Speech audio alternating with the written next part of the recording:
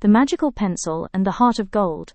Once upon a time, in a small dusty village surrounded by golden fields and a calm river, there lived a 12-year-old boy named Krishna. He was thin, barefoot most of the time, and his clothes were patched in many places, but his eyes shone with kindness and hope. Krishna lived with his parents and his little sister Shubhi, who was only 8 years old. Their family was very poor. His father worked as a laborer in the fields, and his mother did sewing for the villagers to earn a few coins. Most days they barely had enough to eat. Yet, despite their hardships, the family was full of love and laughter. Krishna and Shubhi often dreamed of a day when their parents wouldn't have to work so hard, and when they could go to school like the other children. One evening Krishna was walking by the riverbank, skipping stones while the sunset painted the sky orange and pink. As he bent down to pick up a smooth pebble, he noticed something shining in the mud.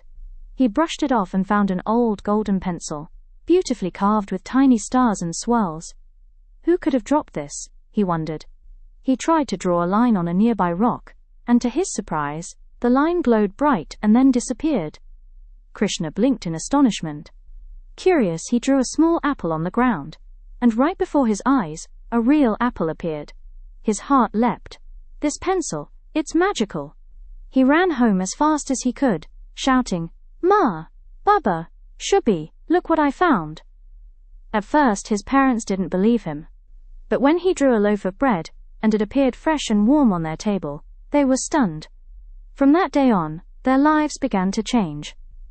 With the magical pencil, Krishna drew food when they were hungry, blankets when the nights were cold, and books and toys for Shubhi so she could learn and smile again. He even drew tools for his father, who began to earn more money fixing and building things for the villagers.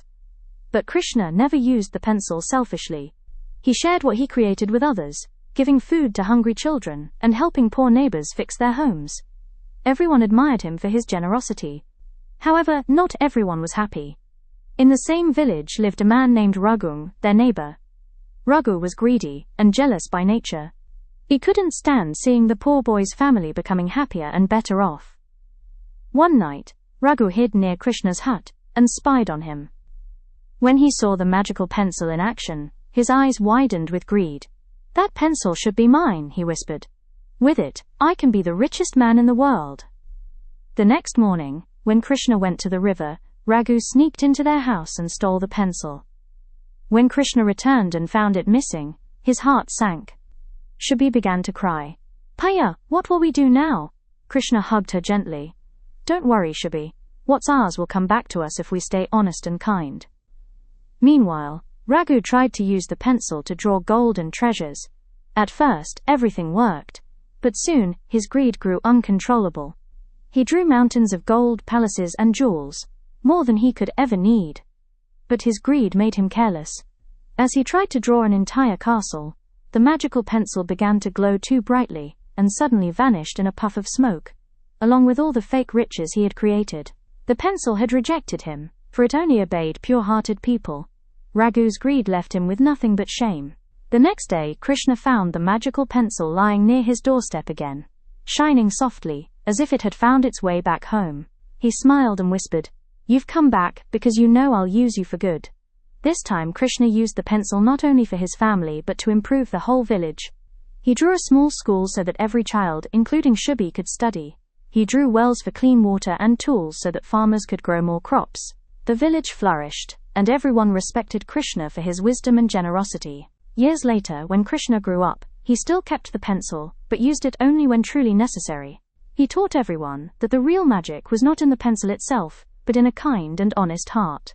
And so the villagers often told their children the story of the boy who used a magical pencil not to become rich, but to make everyone's life better.